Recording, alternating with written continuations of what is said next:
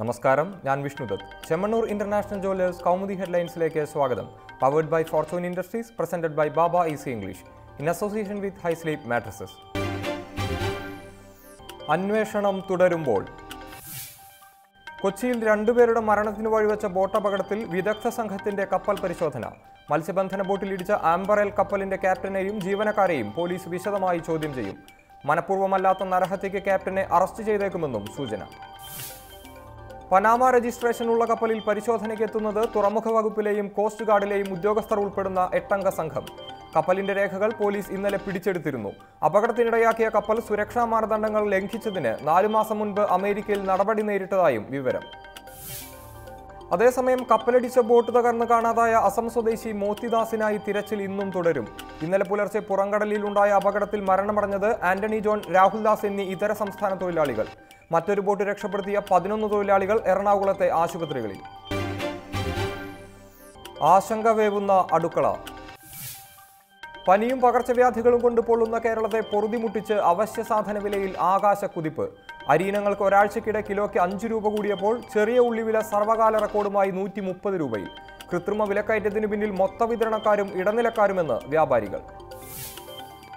ആന്ധ്രയിൽ നിന്നുള്ള അരിയിനങ്ങൾക്ക് മാത്രമല്ല, കേരളത്തിൽ വിളയുന്ന മട്ടയ്ക്കും പൊള്ളും വില. ബ്രാൻഡഡ് മട്ട അരി കിലോയ്ക്ക് 51 രൂപ മുതൽ 55 വരെ. 40 രൂപയിൽ നിന്നിരുന്ന ജയ അരിക്ക് ചില്ലറ വിപണിയിൽ 45 രൂപയും സുലേഖയ്ക്ക് 43. 22 രൂപയ്ക്ക് ലഭിച്ചിരുന്ന പച്ചരി വില കയറിയത് കിലോയ്ക്ക് 25 രൂപയിലേക്ക്. സവാള വില കിലോയ്ക്ക് 15 രൂപയിലേക്ക് ഇടിഞ്ഞപ്പോൾ ചെറിയ ഉള്ളി വില കത്തിക്കയറിയത് 130 രൂപയിലേക്ക്. വിപണിക്ക് വിനയായത് ചെറിയ ഉള്ളി എത്തുന്ന പൂനെയിലെ കടുത്ത വരൾച്ചയെന്ന് വ്യാപാരികൾ. പച്ചക്കറി വില കൂടി പിടിവിട്ടതോടെ സാധാരണക്കാരുടെ അടുക്കളയിൽ പരക്കുന്നത് ആശങ്കയുടെ കരിമ്പുക. വിജിലൻസിൽ ത്വരിത വേഗം.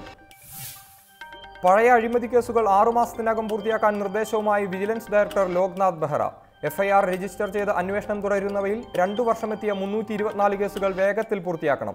തെളിവുള്ള കേസുകളിൽ ഡിസംബർ 31 മുൻപ് അന്വേഷണം പൂർത്തിയാക്കാനും തെളിവില്ലാത്തവ അക്കാര്യം വ്യക്തമാക്കി അവസാനിപ്പിക്കാനും ഉത്തരവ്. വിജിലൻസ് അന്വേഷിക്കുന്ന 700-ലധികം കേസുകളിൽ 10ാം വാർഷികം കടന്നവ 7 5 വർഷമായവ 77.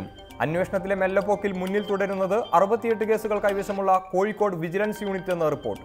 ഡയറക്ടറുടെ അടിയന്തര നിർദ്ദേശം കാലപ്പഴക്കമുള്ള കേസുകൾ വർദ്ധിച്ചു വരുന്ന സാഹചര്യത്തിൽ. വഴി തെളിയുന്ന പരിഹാരം. ഖത്തർ ഉപരോധം ഒരാഴ്ച പിന്നിടവേ നിലപാട് മയപ്പെടുത്താതെ സൗദിയും സഖ്യരാഷ്ട്രങ്ങളും. നയതന്ത്ര ബന്ധം വിച്ഛേദിച്ച ഗൾഫ് രാഷ്ട്രങ്ങളുമായി ഖത്തർ ചർച്ചയ്ക്ക് തയ്യാറെന്ന് കുവൈറ്റ്. മേഖലയിലെ ജനങ്ങൾക്ക് രാജ്യങ്ങളുടെ ഐക്യം പരമപ്രധാനമെന്ന് വിദേശകാര്യമന്ത്രി ഷെയ്ഖ് ഖാലിദ് അൽ സബാഹ്. പ്രശ്നപരിഹാരത്തിന് കുവൈറ്റ് മുന്നിട്ടിറങ്ങിയത് അതുകൊണ്ടെന്നും വിശദീകരണം.